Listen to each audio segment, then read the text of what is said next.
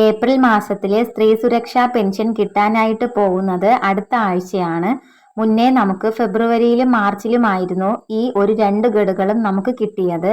അതിനുശേഷം നമുക്ക് അടുത്ത് കിട്ടാനായിട്ട് പോകുന്നത് 35 വയസ്സിനും 60 വയസ്സിനും ഇടയിലുള്ള സ്ത്രീകൾക്കാണ് ഈ ഒരു പെൻഷൻ പദ്ധതിയിലോട്ട് അപേക്ഷിക്കാനായിട്ട് പറ്റുന്നത്.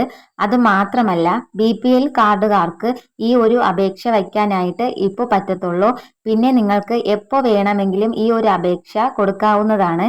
ഇതിന് പ്രത്യേകിച്ച് ഡേറ്റോ കാര്യങ്ങളോ ഇല്ല.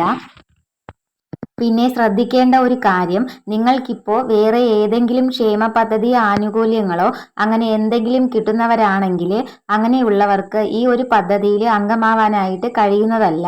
അതുപോലെ തന്നെ നിങ്ങൾ അപേക്ഷ കൊടുത്തു കഴിഞ്ഞതിനു ശേഷം നിങ്ങൾക്ക് എന്നാണോ അപ്രൂവലായി കിട്ടുന്നത് അതിൻ്റെ തൊട്ടടുത്ത മാസം തൊട്ടായിരിക്കും ആ ഒരു എമൗണ്ട് കിട്ടിത്തുടങ്ങുന്നത്.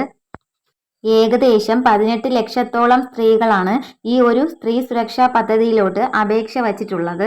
അതിൽ ഏകദേശം 81,000 അപേക്ഷകൾ മടങ്ങി വന്നിട്ടുണ്ട്.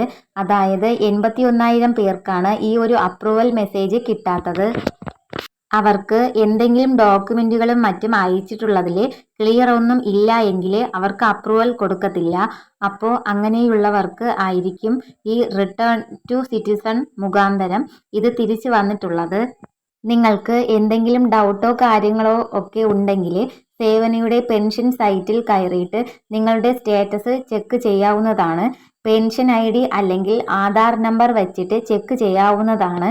നിങ്ങൾ അയച്ചിട്ടുള്ള രേഖകളിലെ ബാങ്ക് അക്കൗണ്ടിൽ പേരുകൾ തമ്മിൽ എന്തെങ്കിലും മിസ്റ്റേക്ക് ഉണ്ടെങ്കിലോ അല്ലെങ്കിൽ നിങ്ങളുടെ വയസ്സുകൾ തമ്മിലുള്ള പൊരുത്തക്കേടോ അല്ലെങ്കിൽ നിങ്ങൾ കൊടുത്തിട്ടുള്ള രേഖകളിൽ ക്ലാരിറ്റി കുറവ് കാരണമോ ആവാം നിങ്ങൾ കൊടുത്തിട്ടുള്ള അപേക്ഷകൾ മടങ്ങിയത്.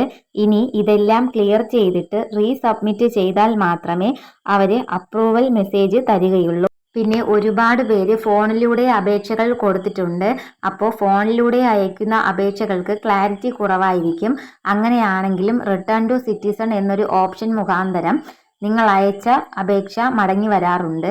അതിനേക്കാളും നിങ്ങൾ പുതിയതായിട്ട് അപേക്ഷ കൊടുക്കാനായിട്ട് പോകുന്നവരാണ് എങ്കിൽ നിങ്ങൾ അക്ഷയ മുഖാന്തരം അപേക്ഷിക്കുകയാണെങ്കിൽ ഡോക്യുമെൻ്റ് ഒക്കെ ക്ലിയർ ആയിരിക്കും.